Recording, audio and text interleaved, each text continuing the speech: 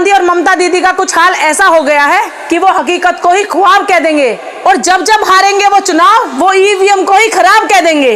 अब बहानेबाजी का दौर शुरू हो चुका है। अब बंगाल की हवाओं ने अपना रुख बदल दिया है। नतीजों ने साफ कर दिया है कि सत्ता किसी के बाप की जागीर नहीं है। अब कुछ चूहे बिलों से बाहर आकर छाती पीट रहे हैं और बोल रहे हैं ईवीएम में गड़बड़ हुई है। अरे सुनो, जब तुम जीतते हो तब यही ईवीएम लोकतंत्र की जीत कहलाती है। जब तुम्हारी सरकारें बनती हैं, जब यही मशीनें गंगा की तरह पवित्र हो जाती हैं।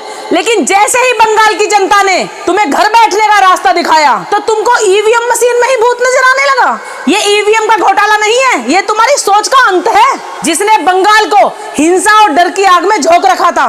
जरा इतिहास उठाकर देख लो, ये वो बंगाल है जिसने वंग भंग आंदोलन में अंग्रेजों के पसीने छुटा दिए थे। जो धरती खुदीराम बोस और बागा जतिन के खून से सींची गई थी, उसे तुम डराकर कब तक गुलाम रखते? 1977 में जब कांग्रेस आई थी तब कौन सी मशीन थी? जब 2011 में वामपंथ का सूरज डूबा, बताओ जरा, तब कौन सा घोटाला था? वो जनता का आक्रोश था। और आज जो हुआ वो बंगाल की आत्मा की पुकार है। श्यामा प्रसाद मुखर्जी ने जिस अखंड भारत और जिस बंगाल का सपना देखा था, आज उसी सपने ने हकीकत का चोला पहना है। तुम बात करते हो वोटों की और मैं बात करती हूँ उन माँ बहनों के आंसुओं की, जिन्होंने सालों तक तुम्हारी दहशतगर्दी सही। तुमने क्या सोचा था? तुष्टीकरण की राजनीति की चादर ओढ़कर तुम हमेशा बचे रहोगे? शायद तुम भूल गए, जब काली का खप्पर भरता है तो अन्याय का विनाश निश्चित होता है। चाणक्य ने कहा था, जब राजा प्रजा को डराने लगे तब प्रजा को राजा बदल देना चाहिए। और देखो, बंगाल ने वही किया। ये जीत किसी एक पार्टी की नहीं है,